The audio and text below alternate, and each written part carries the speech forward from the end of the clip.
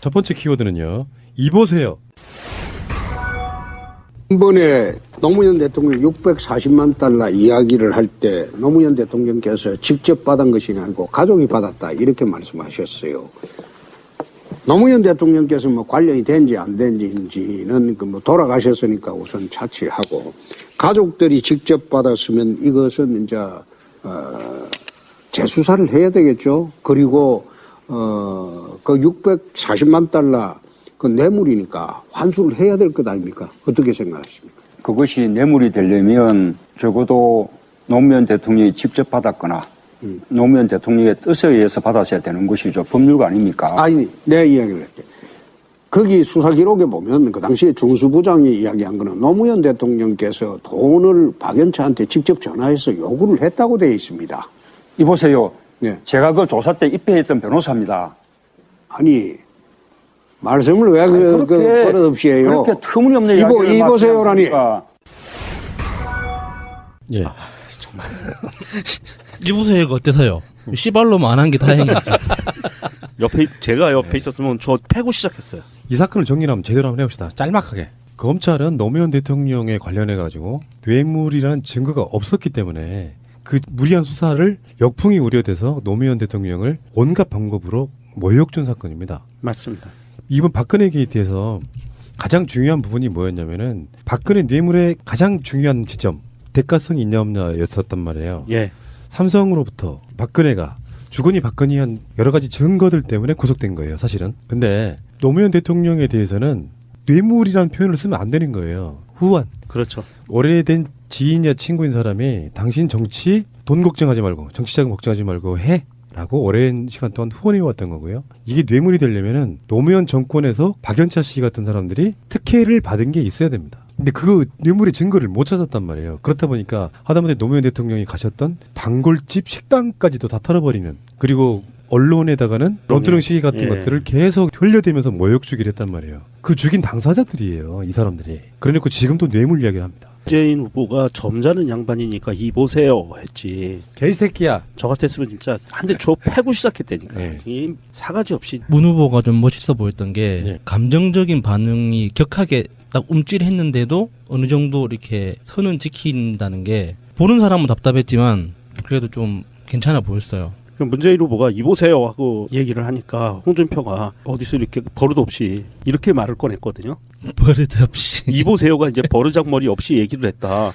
그래서 난리가 났습니다. 트위터리안들이. 그래서 다반향초 투대문 더 노무현님 이렇게 올려주셨네요. 문재인 이보세요 대 홍준표 버릇없이. 문재인 나이 1953년 1월 24일생으로 만 64세 사법연수원 12기 수석. 홍준표 나이 1954년 12월 5일생 만 62세 사법연수원 14기. 경상도에선 버릇없는 새끼 저거 단가라 라고 함. 달빛 기사단 보수의 꽃갈콘이라는 분이 어머 제인이 형 나이스 울집안 경상도인데 홍준표한테 이보세요 하는데 울 어머니 넘어갔어. 와 절마 맹탕은 아니네.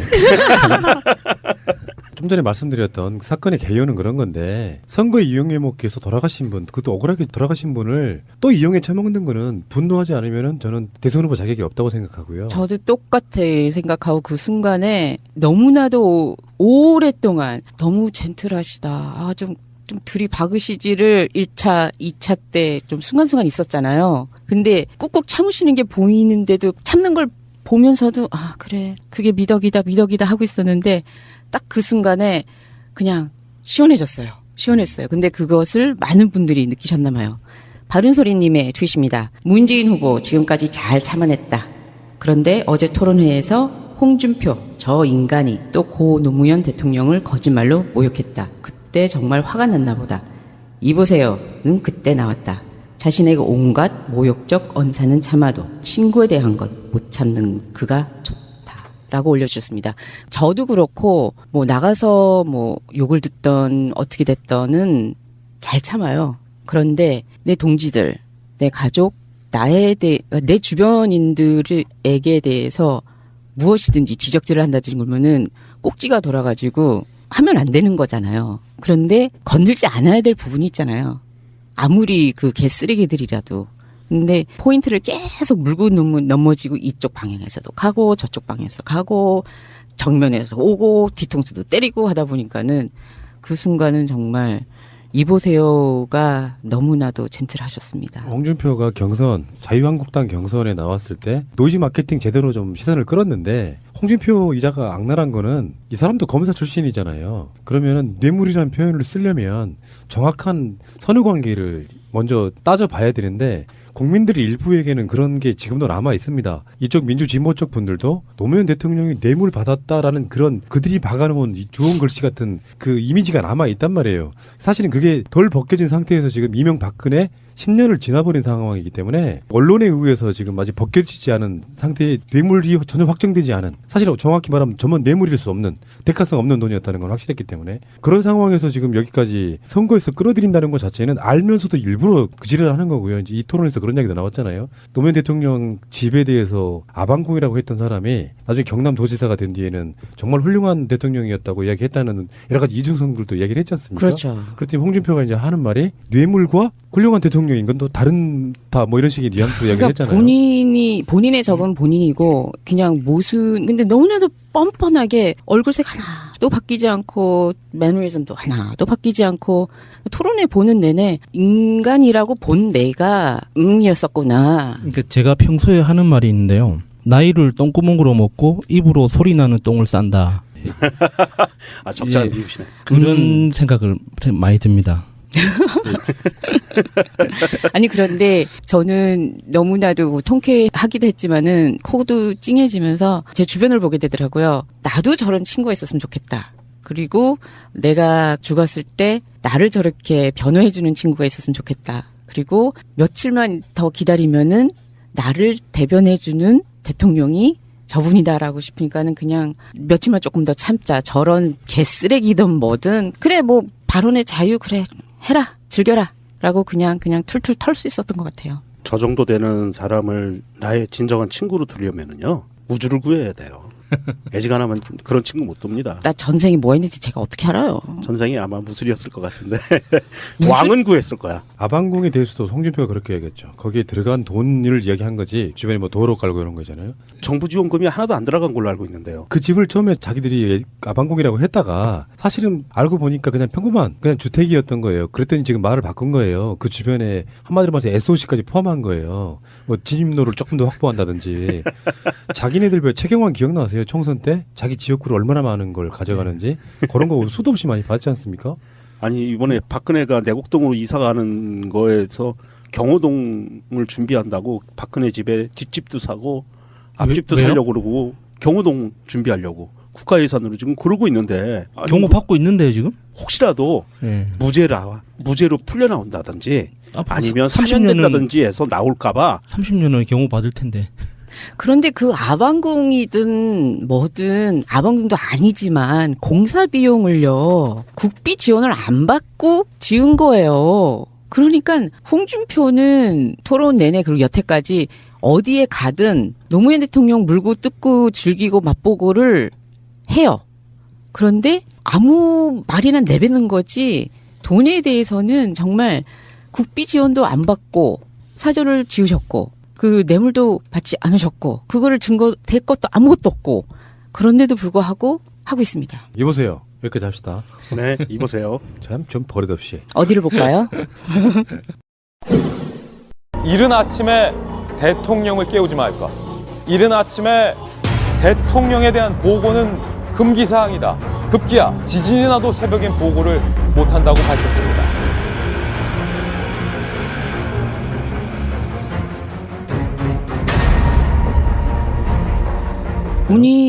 본인의 적은 본인이고 그냥 근데 너무나도 뻔뻔하게 얼굴색 하나도 바뀌지 않고 매너리즘도 하나도 바뀌지 않고 토론회 보는 내내 인간이라고 본 내가 이었었구나. 그러니까 제가 평소에 하는 말이 있는데요. 나이를 똥구멍으로 먹고 입으로 소리 나는 똥을 싼다. 아 적절한 예. 비유시네. 그런 생각을 많이 듭니다. 아니 그런데 저는 너무나도 통쾌하기도 했지만은 코도 찡해지면서 제 주변을 보게 되더라고요. 나도 저런 친구가 있었으면 좋겠다. 그리고 내가 죽었을 때 나를 저렇게 변호해주는 친구가 있었으면 좋겠다. 그리고 며칠만 더 기다리면은 나를 대변해주는 대통령이 저분이다라고 싶으니까는 그냥 며칠만 조금 더 참자. 저런 개쓰레기든 뭐든 그래 뭐 발언의 자유 그래 해라 즐겨라 라고 그냥 툴툴 털 수 있었던 것 같아요. 저 정도 되는 사람을 나의 진정한 친구로 두려면은요 우주를 구해야 돼요. 애지간하면 그런 친구 못 둡니다. 나 전생이 뭐 했는지 제가 어떻게 알아요? 전생이 아마 무술이었을 것 같은데 왕은 구했을 거야. 아방궁에 대해서도 홍준표가 그렇게 얘기했죠. 거기에 들어간 돈을 이야기한 거지 주변에 뭐 도로 깔고 이런 거잖아요. 정부 지원금이 하나도 안 들어간 걸로 알고 있는데요. 그 집을 처음에 자기들이 아방궁이라고 했다가 사실은 알고 보니까 그냥 평범한 그냥 주택이었던 거예요. 그랬더니 지금 말을 바꾼 거예요. 그 주변에 한마디로 말해서 SOC까지 포함한 거예요. 뭐 진입로를 조금 더 확보한다든지. 자기네들 왜 최경환 기억나세요? 총선. 그런데 내 동지들, 내 가족, 내 주변인들에게 대해서 무엇이든지 지적질을 한다든지 그러면은 꼭지가 돌아가지고 하면 안 되는 거잖아요. 그런데 건들지 않아야 될 부분이 있잖아요. 아무리 그 개쓰레기들이라도.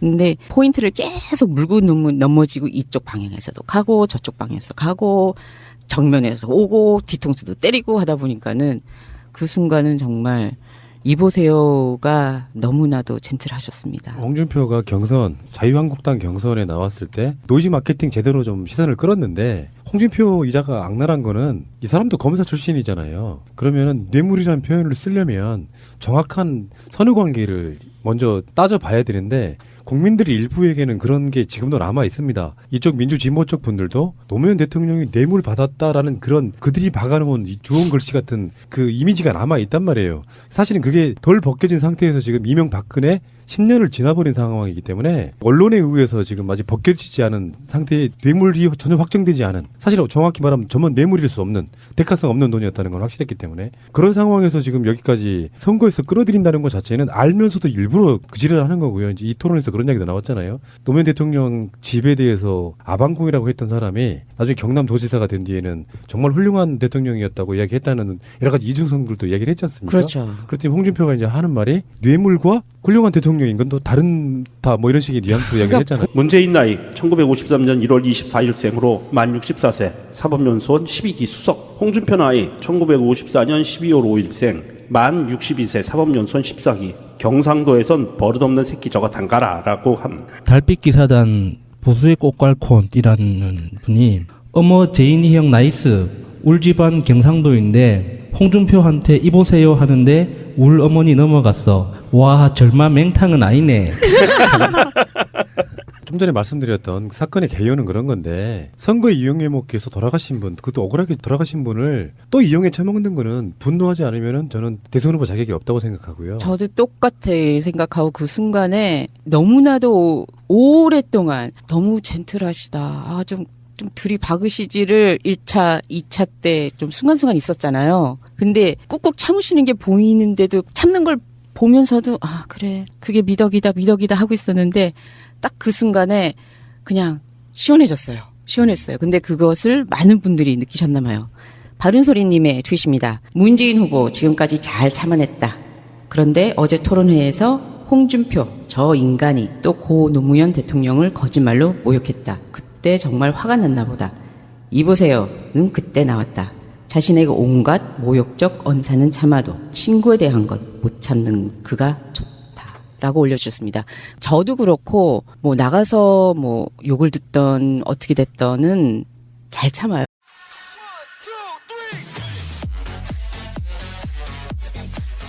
첫 번째 키워드는요. 이보세요.